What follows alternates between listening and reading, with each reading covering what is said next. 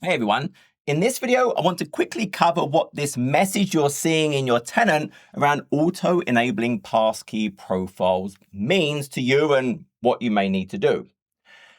I think for most of us we understand the benefits of passkeys today. So if I think about this passkey, this cryptographic mechanism gives us a lot of benefits for the end users and then the security of our services, our applications. One of the huge things is they are phishing resistant because of a number of different things. They require proximity. So I've got my passkey that says on my phone or whatever, the device I'm authenticating with that passkey has to be within range of the device via the Bluetooth or NFC or even USB. So the user can't be tricked to authenticating some bad actor that's trying to pretend they're a help desk or anything else. Also, it's going to validate that the domain name you're trying to use the passkey against is the right domain name. So if the passkey is for Microsoft.com, I can't be tricked to try and use it for micro5oft.com or some RN instead of the M. So I can't be tricked to using it against another site that's trying to grab a token and a credential and then use it in a bad way. And they're also actually very fast in terms of the authentication. So it's very strong authentication, and it helps protect the users from those types of phishing interactions. Now, I did a video a few weeks ago on synced passkeys and their support now in Entra. And what this message is all about is about that support for synced passkeys rolling out, so they will be available to all of the tenants. Now, what we had before in Entra was the idea of device bound. Now, that device bound meant, hey, it was part of a USB dongle, for example, as part of a FIDO2. It could have been part of the Authenticator app. So the Authenticator app on your phone could have a passkey, but the passkey was only present on that particular phone. It wouldn't go and sync to your other devices. And also I could do something called attestation. So the attestation would say, actually, not only do I have this passkey, but it's cryptographically signed through the hardware of the device, through to a root signing certificate from FIDO2, that you can trust this.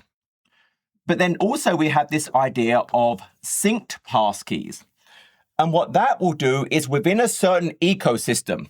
So for example, within my Apple ecosystem or within my Android ecosystem, it could sync. So all my iPhones, my iPads, my Mac machines could have the same passkey. I just create it once and it's available on all of them. Or on all my Android devices, or hey, I'm using the Chrome, it will be available there. But it would not sync across ecosystems. So it made it a bit more user-friendly. And obviously I could create multiple passkeys, one on Apple, one on Android. I could absolutely do that. So these are more consumer-friendly because now they're just available. There's less chance I lose it because it's hard linked to a certain piece of hardware. Now with synced, you cannot do that attestation because there is no agreed upon standard on, hey, how can a key be attestation approved and guaranteed if it could be on many different parts of hardware. So you don't have attestation. And one thing I do want to stress, remember the passkeys are really all about how I would authenticate. So this is all about the auth-n, so the authentication, proving I am who I say I am, and it's very strong authentication. But you still then have the layer of authorization. So we think about, for example, conditional access in Entra, which can then check for other things. So even if the passkey was synced on many devices, well, my conditional access policy could say, hey, yeah, I want a strong credential, but I also want it to be a managed device, for example. It's managed by Intune. It's healthy. So just because the passkey exists doesn't mean it can just be used on any of the different services. The passkey strength is just one factor I can use as part of my conditional access. Okay, so what is changing? So in preview before, when I did the video, you now had this ability to support synced passkeys. And the way you did that is you could create passkey profiles. And the passkey profile would let you pick, hey, do I want device bound and or do I want synced? And do I want attestation required? Now, if you do attestation required, you can't do synced within the profile. And so what's happening here is your current settings will control what this new default passkey profile that is going to be established will contain. So the whole goal here, and let's look at the article for a second, and it's telling us exactly what it's going to do. So the whole point here is whatever you currently have configured for your just FIDO2 authentication method, which really today you can put in, do you want attestation or not, will drive what the default passkey profile will be. So what that's going to do is, if you have attestation, it tells you about the timing down here. For just general worldwide, it's basically in the month of March, and then the automatic enablement will happen April through May. For the GCC, GCC High, DoD, the enablement is in the month of April, and then automatic rollout in June. And what it's going to do is, we can see here, depending on your configuration, if you currently have attestation enabled, then it's only going to allow device bound. If you don't have attestation enabled, it's disabled, then it's going to let you have device bound and synced. Any targeting you have will be set as part of the assignment to the default passkey profile. So if we only focus on that for now, what that means is, if we go into our authentication methods, so I'm looking at authentication methods under Entra ID, and then looking at policies, once this is enabled, we see we now have this passkey FIDO2. And what you're going to now see is, firstly, this enablement is going to disappear because it will just be enabled for everyone. I'm signed in early. But you're going to have now this default passkey profile. And again, if you have attestation currently enabled for the old FIDO2, then you're only going to have device bound because you cannot have synced. If you did not have attestation, then it's going to have device bound and synced. That's really the whole thing of what it's going to do. And also it will honor any other sort of behaviors, any AA GUID you have configured on there. And then if you've targeted particular groups for the existing configuration, well, then they're going to be targeted for that default profile.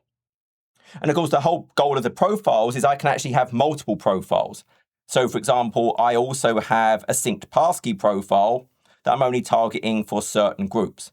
So, hey, the device bound is everyone, but the synced one I'm allowing for specific groups of people. So that's the behavior. And obviously, once it's enabled for your tenant, you could go and start creating these and refining them early. That's totally up to you. So the other change, if we go and look, is the idea of the registration campaign. So right now, if you've got the registration campaign, it kind of targets SMS messages or phone calls. Well, it's going to change that to go ahead and use passkeys. So if I'm only using device bound, it's going to be Microsoft Authenticator. If I have synced available, then it's going to use passkeys, which is synced as well. So I can see that as well. So under my authentication methods, you have the registration campaign.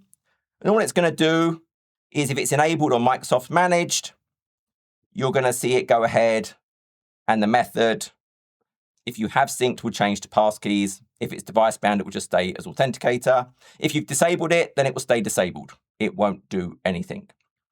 But that's really all it's doing. So the whole goal here is passkeys are very much superior when we think about the security. And so what they're going to do is enable them now for everyone as a choice. It's going to maintain your existing configuration. So if today, hey, I want that attestation, it's not going to go ahead and enable sync passkeys for you. If you're not doing attestation, then it will enable sync passkeys because it's really equivalent to that type of thing. But what you can do now is be aware. Once it's enabled for your tenant, you can go and have a look at the configuration. You can tweak things. Maybe if I want that device bound for maybe sensitive users, I can do that. And then enabled synced for the more general, task-based workers and everything else. So that's the change. You can go and read the full document in the message center. Hope that clears it up. It's going to maintain your configuration and just, now you'll have access to be more granular in who should have device bound and or synced. Till next video, take care.